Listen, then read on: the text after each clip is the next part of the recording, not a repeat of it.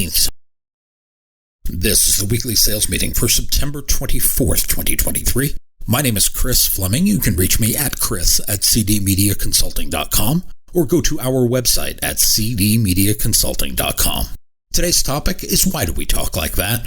Etiquette is defined as a set of norms or behaviors. These are expected and accepted social practices. While the origins of the word date back to the ancient times, the more modern approach comes from 18th century France. This was at a time when the French dictated social norms, and French was the official language of most monarchist courts in the whole of Europe. The French aristocracy was considered to be the crème de la crème, often emulated but never duplicated. Fast forward to the modern era, and every business has its set of established norms. The sameness that governs polite society may hinder business growth. As I have often said, trying to be like everyone else gets you treated like everyone else. If you sound like every other salesperson your prospect or client will hear from today, you will have limited opportunity for success. If fortune favors the bold, why do we all strive to conform to the norms of polite society rather than seek to stand out in our field? It could be a case of repeating what we have seen others do. We see and hear others do something and think we should do it too. And it's not only happening in the world of selling. It happens in all walks of life. There is usually one innovator and 100 imitators, and the lookalikes often have no idea what or why they are fashioning themselves this way. They are thinking, Timmy does it this way, I should do it this way. Then this technique or style gets passed down or passed through the organization. Often this transference comes with a lack of understanding of the why behind the method. Understanding why something was successful might be more important than rolling out a replica and calling it good. As imitations are often like movie sequels. Because the original was great doesn't mean there should be a movie of the same name with the number 2 after it. Knowing why something worked goes a long way to making it work for the next person. That will help the next seller internalize and improvise their own method. We have found this manifests itself in the sales profession. We use throwaway phrases to contact or continue conversations with customers or prospects. We use awful methods of creating conversation. We put ourselves at a disadvantage. We do so by using non-assertive language. We do so by using vague directional asks to frame conversations. Most of it is subconscious behavior. We do it without thinking because we saw or heard somebody else do it. Regardless of the success level of the person we are mimicking, we fall into the trap. We don't stop to think in advance. Think about the intended outcome of the ask or the call or the presentation. We launch into the question in our subconscious mind, and then we act surprised when it results in a suboptimal outcome. See if you recognize some of these awful phrases to never say. I am not a gambling man, but I'm willing to bet we have said them all. For instance, you are calling on someone you have met with or presented to. Now you are looking for the next step in the conversation. Pick up the phone, dial their number. They pick up the phone. I know, it's fantasy land. You say, hey, John, I'm just checking in. What, are you going to lunch or staying at a hotel? The truth is you are not checking in, are you? You are trying to couch your actual intention as something it is not. Embrace the fact that you sell things for a living. You play an integral part in the business ecosystem. Without you, no commerce would take place. Turn that phrase around. Declare your intentions. You are not checking in. You are calling to explore our mutual interest in the next steps of our partnership. How is that for a subtle but polite sales conversation? You could be overt about it. Hey, John, we met last Tuesday, at which time we agreed to talk today about our next steps. What time works for you, 2 or 2:30? Not only did I take control of the conversation, but I was direct and commanding. I used the age-old commitment, guilt, and shame technique all good recovering Catholics learn, and I offered a choice that could not be answered with a no. Which do you think has the best chance of working? My method or the checking in method? In prospecting, we all talk about getting to the decision maker more often, so much so that there is nothing subtle about it. We ask for that person when we first call. It almost becomes too impersonal, dismissive even. It minimizes the person on the other end of the phone. We say, John, I would like to talk to the person who makes the decision about marketing or advertising. Is that you? Or, John, are you the decision maker? Somewhere along the line, we were taught to ask that question, and it is a dumb question. First, everyone will claim to be the decision maker, even when they are not, as they want to seem important. And two, by asking that question, you are challenging the person's self-worth. They will be less inclined to favor anything you have to say in the future. This would be a good time to ask process questions and not personnel questions. Ask this: John, when it comes to advertising, what process does your company go through to make those choices? See what I did there? I didn't challenge John. I gave him props for being himself, and I asked a non-threatening question so John could give me directions. Most people want to help if framed the right way. Let's try this scenario. You have a set appointment. You call at your allotted time, and the politeness meter of Mrs. O'Loughlin, your 4th grade teacher, kicks in.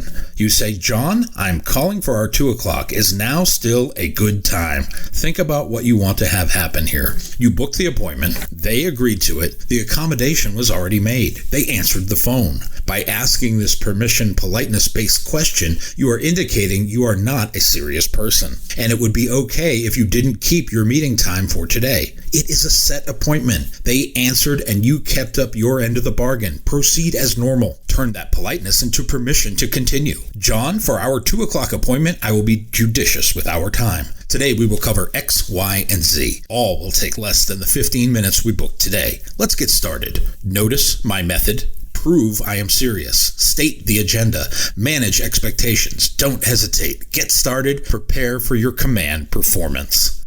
I'm sure this has happened to every one of us. You make a spectacular presentation. Buying signs happen throughout. You get to the end. You ask for the order, and the customer doesn't immediately fall over and sign the deal. An awkward silence befalls the room. Not wanting to backtrack or get up from the table, you are unsure of what to do next. You do not want to push too hard, as you think selling is like fishing. You have the prospect on the line, and you don't want to jerk too hard and scare them off or break the line.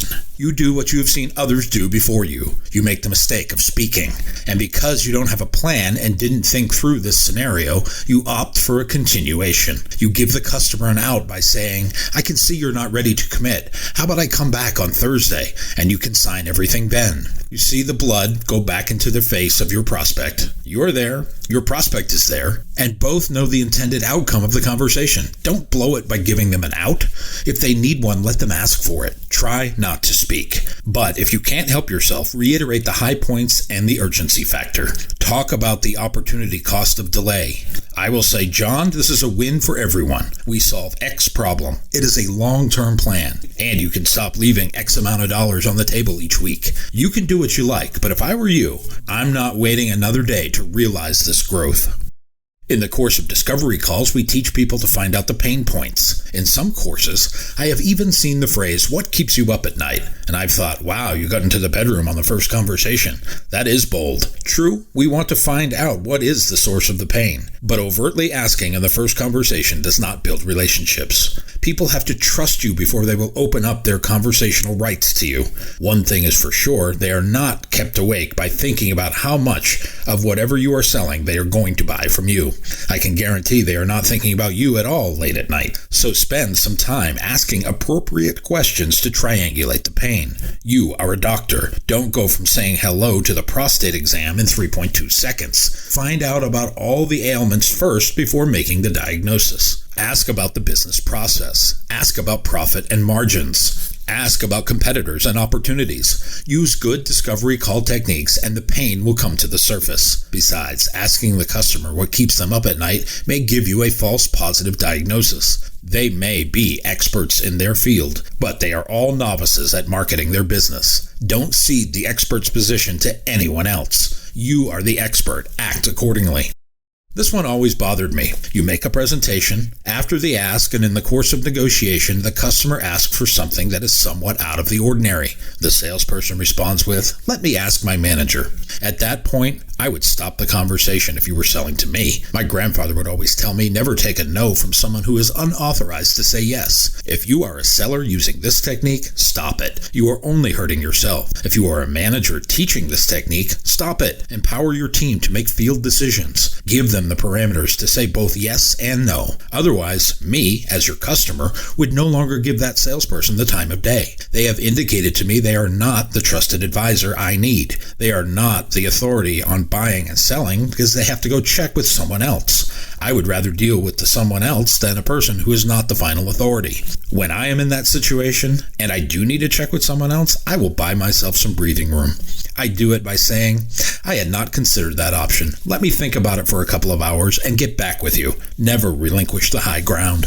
These phrases and sales techniques are either taught or learned from live fire exercises. We did them and they didn't hurt us that much, so we keep doing them. But best if we unlearn them or discard them so they can't be a nuisance in the future.